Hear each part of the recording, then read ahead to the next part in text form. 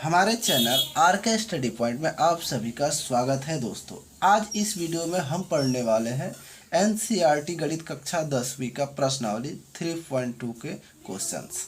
तो question solve करने से पहले आप सभी से एक रिक्वेस्ट है, यदि आप लोगों ने अभी तक चैनल को सब्सक्राइब नहीं किया है तो चैनल को जरूर सब्सक्राइब कर लें। अब हम लोग क्वेश्चन नंबर 1 सॉल्व करेंगे। क्वेश्चन नंबर 1 को सॉल्व करने से पहले ऊपर दिए गए निर्देशों को हम पढ़ेंगे। निम्न समस्याओं में रैखिक समीकरणों के युग्म बनाइए और उनके ग्राफीय विधि से हल कीजिए। मतलब इसमें हमको तो समीकरण बनाने हैं और उसके बाद इसके ग्राफ विधि से इसको हल करना है। तो हमारा प्रश्न नंबर 1 है कि कक्षा 10 के 10 विद्यार्थियों ने एक गणित की पहेली प्रतियोगिता में भाग लिया।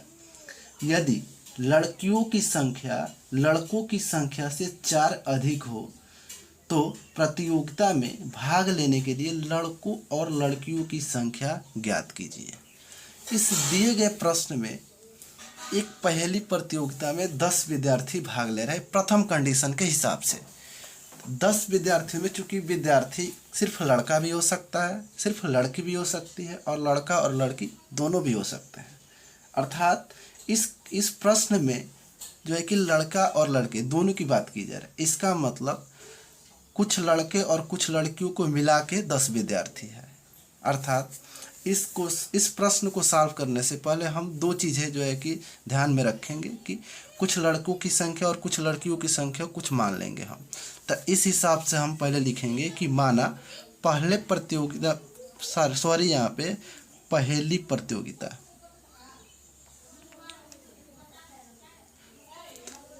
यहाँ से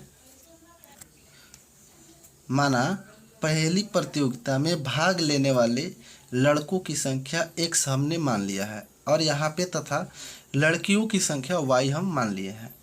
अर्थात इसमें अगर प्रथम प्रश्न अनुसार हम इसमें जो है कि कंडीशंस को लिखेंगे तो इसमें पहला हम लोग का कंडीशन कह रहा है कि 10 विद्यार्थियों ने पहेली प्रतियोगिता में भाग लिया।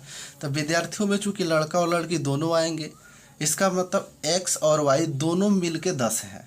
अर्थात प्रथम कंडीशन के हिसाब से x प्लस y दोनों मिला के 10 की संख्या है। तो इस हिसाब से हमारा एक समीकरण बन जाएगा x plus Y equal to 10। अब हम सेकंड कंडीशन की अगर हम बात करेंगे, लिखा है यदि लड़कियों की संख्या लड़कों की संख्या से 4 अधिक है। यहाँ पे सेकंड कंडीशन कह रहा है लड़कियों की संख्या, यानी इस y की बात कर रहा है, यानी y बराबर है लड़कियों की संख्या लड़कों की संख्या से 4 अधिक। तो लड़कों की संख्या चूँकि अभी हम x मान चुके हैं, तो यानी लड़कों की संख्या से 4 अधिक है। फिर से आप इसको देखिए, ये रहा लड़कियों की संख्या। इस कंडीशन के हिसाब से कह रहा है कि लड़कियों की संख्या लड़कों की संख्या से 4 अधिक हो। तो ये रहा हम लोग का लड़कियों की संख्या और ये लड़कों की संख्या से ये प्लस हम कर दिए 4, ये लड़कियों की संख्या लड़कों की संख्या से 4 अधिक हो गया।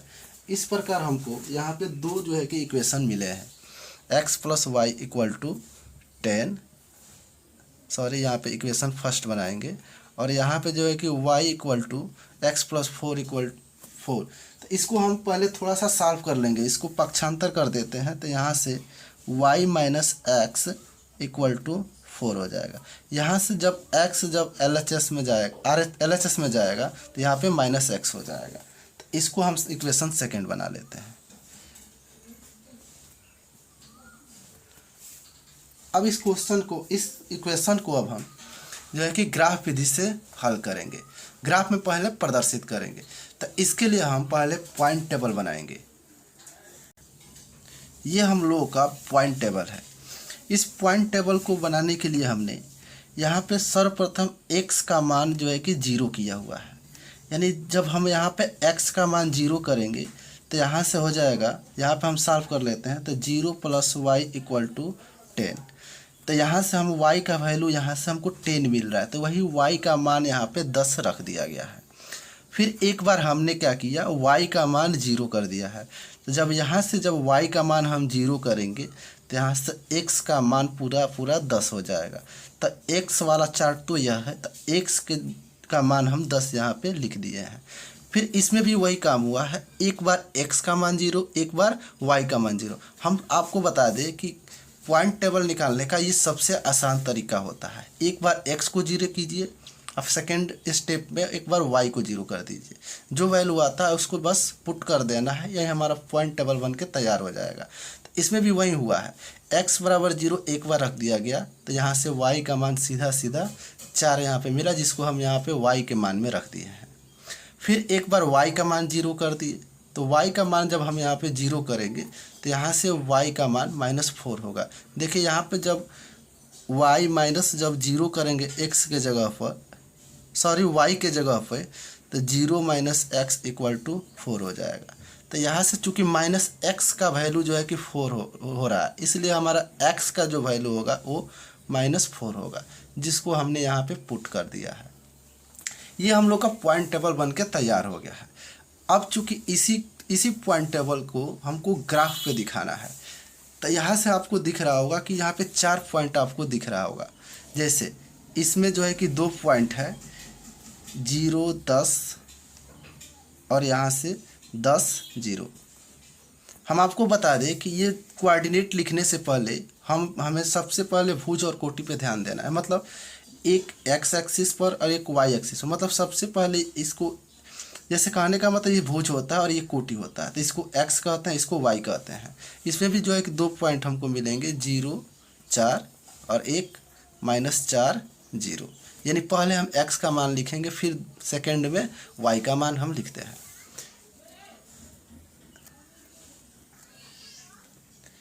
ये आपका ग्राफ है। इस ग्राफ पे हमको इस पॉइंट को दिखाना है, शो करना है। तो इसमें सबसे पहला हमको पॉइंट शो करना है 0 और 10। तो 0, 10 पॉइंट जो है कि पॉइंट निकालना बहुत आसान होता है, लेकिन शो करने में बहुत ऐसे लोग होते हैं जिसको बहुत ही कठिनाई होती है। तो इसमें जो है कि कोई भी परेशानी नहीं है। 0 और 10 को हमको शो करना है, तो सिंपली इसमें हम आपको बता दें कि एक जो है कि x होता है, जैसे 0 और 10 यहाँ पर है, यानी एक x का मान है, एक y का मान है। तो हमको x का मान जो रखना है वो x एक्सिस पे रखना है, और y का मान हमको y एक्सिस पे रखना है। क्योंकि इसमें हम एक्सिस नहीं लिखा, हम यहाँ पे एक्सिस लिख देते हैं। x एक्सिस इसको कहा जाता है, ये परपेंडिकुलर जो है इसको y एक्सिस कहते हैं।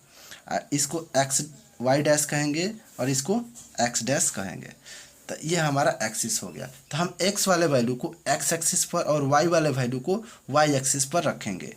तो यहाँ पे हमको x का मान 0 दिया हुआ है, इसका मतलब इस एक्सिस पर, इसी x एक्सिस पर कहीं 0 होगा। तो हम चूँकि हमको पता है कि यहाँ पे 0 होता है, और यहाँ पे फिर y का मान हम देखेंगे जो है कि 10 दिया हुआ है। तो y जो है कि यह एक्सिस है, तो इस y पर जो है कि प्लस में 10 है, यानी इस एक्सिस पे होगा। तो यहाँ पे हमारा जो है कि 10 दिया हुआ है। तो ये 0 और 10 हमारा पॉइंट हो जाएगा यहाँ पर। फिर हम सेकेंड पॉइंट की बात करते हैं। तो यहाँ पे देखिए 10 और 0 यहाँ पे दिया हुआ है, यानी x का मान 10। तो यही x एक्सिस है, तो इसमें जो है कि हमको x बराबर 10 यहाँ पे दिख रहा है, और y का मान 0 है, यानी y में एक भी मूवमेंट नहीं है, मतलब y बराबर बिल्कुल 0 है, यानी x एक्सिस पर ही यह पॉइंट होगा और यहाँ पे होगा। तो इसका भी हम अगर नाम देंगे तो लिखेंगे 10, 0। ये हमारा हो गया 2 पॉइंट। इस दोनों पॉइंट को हमको आपस में मिला देना है। तो स्केल की सहायता से हम इसको मिला देंगे।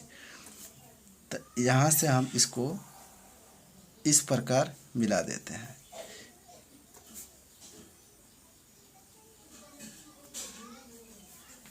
अब हम इसके पॉइंट की बात करते हैं, यानी समीकरण नंबर 2 के। तो समीकरण नंबर 2 का जो 2 पॉइंट है 0 और 4, इसका मतलब x एक्सिस पर हमको 0 देखना है, तो 0 x एक्सिस पर यही है, और y एक्सिस पर हमको 4 चाहिए, यानी y एक्सिस पर 4 हमारा यह है, यानी यहाँ पे पॉइंट होगा 0, 4। और हमारा दूसरा पॉइंट -4, 0, यानी यहाँ पे x का मान -4 दिया जाए, यहाँ पे दिख रहा है आपको x का मान -4 और y का मान 0, यानी ये x एक्सिस पर ही होगा, यानी ये रहा हम लोगों का बिंदु -4, 0। अब इस दो बिंदुओं को हम मिला देंगे, ये हमारा सेकंड नंबर इक्वेशन का समीकरण हो जाएगा। तो इसको हम मिला देते हैं।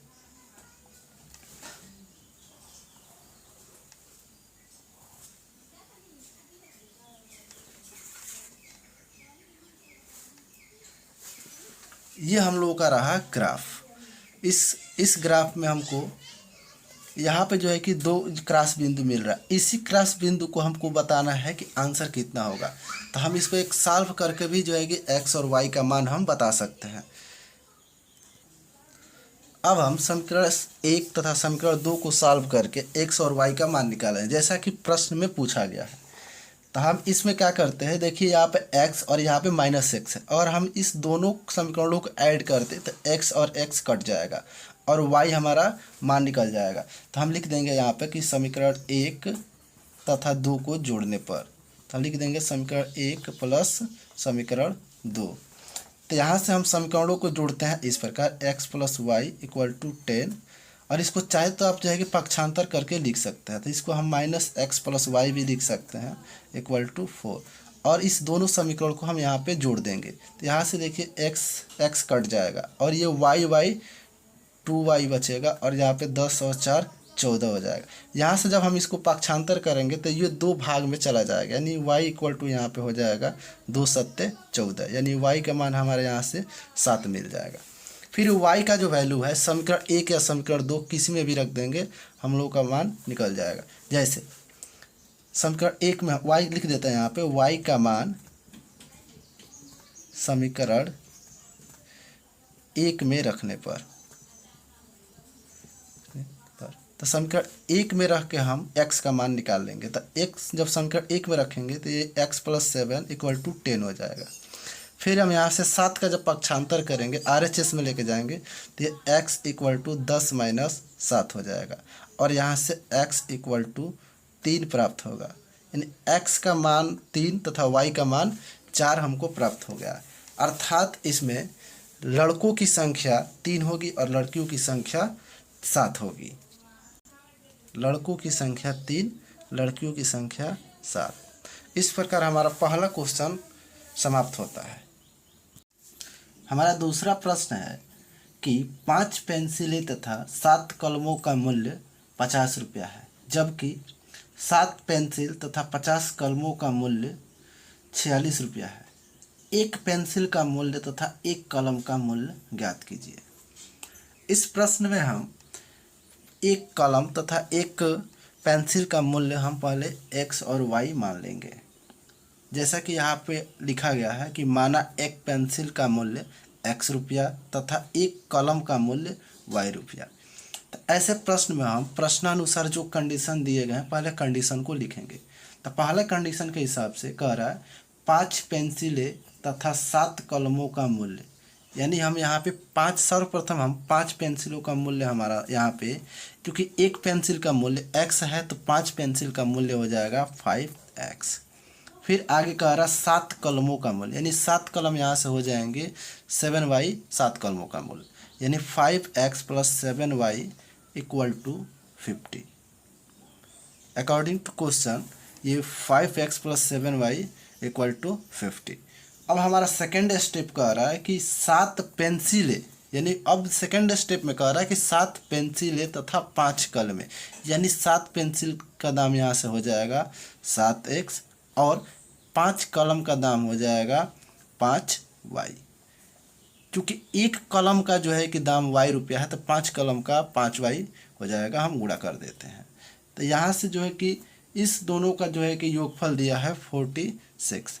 तो इस प्रकार हमको यहाँ पे 2 इक्वेशन मिले हैं, इक्वेशन फर्स्ट, इक्वेशन सेकेंड। इसी दोनों इक्वेशन को हमको ग्राफ विधि से हल करना है और जो है कि एक कलम तथा एक पेंसिल का दाम निकालना है।